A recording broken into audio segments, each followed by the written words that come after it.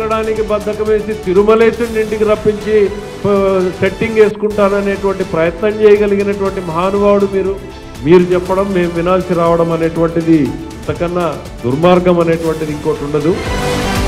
అదేవిధంగా ఏదైతే అన్ని మతస్థులు తిరుపతి వెళ్ళేటువంటి సందర్భంలో వెళ్ళడానికి అభ్యంతరం లేదు, కానీ అక్కడ ఉన్నటువంటి డిక్లరేషన్ మీద సంతకం చేయాలనేటువంటి నిబంధనను ఉల్లంఘించినటువంటి ముఖ్యమంత్రి మీరు కాదా అని భారతీయ జనతా పార్టీ.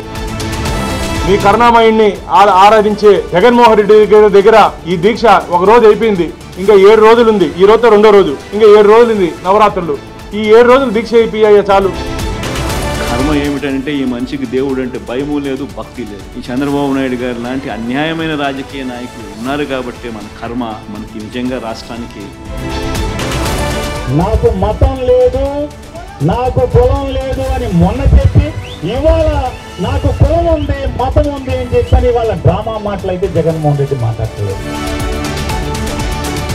ఏ రకంగానూ కూడా సరైనటువంటి దర్యాప్తు జరగకపోవటమే కాకుండా ఖచ్చితంగా నిర్దోషులను దోషులుగా నిలబెట్టే ప్రయత్నం కూడా జరగవచ్చును అన్నటువంటి భావన అందరిలోనూ కూడా కలిగింది. కరుణాకర్, నేను ఒకటే చెప్తాను, ఇంకా బుద్ధి తెచ్చుకో. ఇంకా భవిష్యత్తు నీకు, రాజకీయ భవిష్యత్తు తిరుపతిలో కాదు, రాష్ట్రంలో ఎక్కడ కూడా నీకు రాజకీయ భవిష్యత్తు లేదు.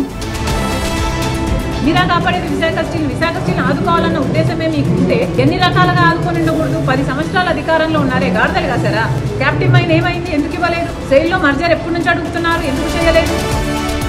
ఈ జీవో ప్రకారం రూపాయి లెక్కన 10,65,000 టన్నులు, ఇది ఒక 15 కోట్లు, ఇది ఒక 91 కోటి. పాపం 100 అంటున్నాడు. 106 కోట్లు తేలిపోయింది.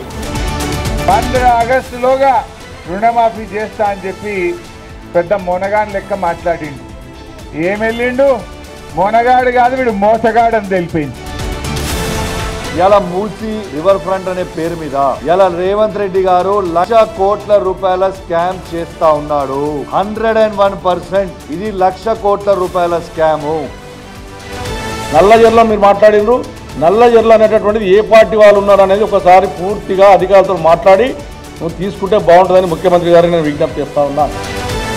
మొట్టమొదటిగా పట్నం మహేందర్ రెడ్డి వాటర్లో కట్టినారు, తీసేయాలని చెప్పి కేటీఆర్ చెప్తున్నారు. కాబట్టి వారికి రిక్వెస్ట్ చేస్తున్నా, మీరు కేటీఆర్ గారు రండి, మీరు దగ్గర ఉండండి, నేనే దగ్గర ఉండి దాన్ని కూల్చి.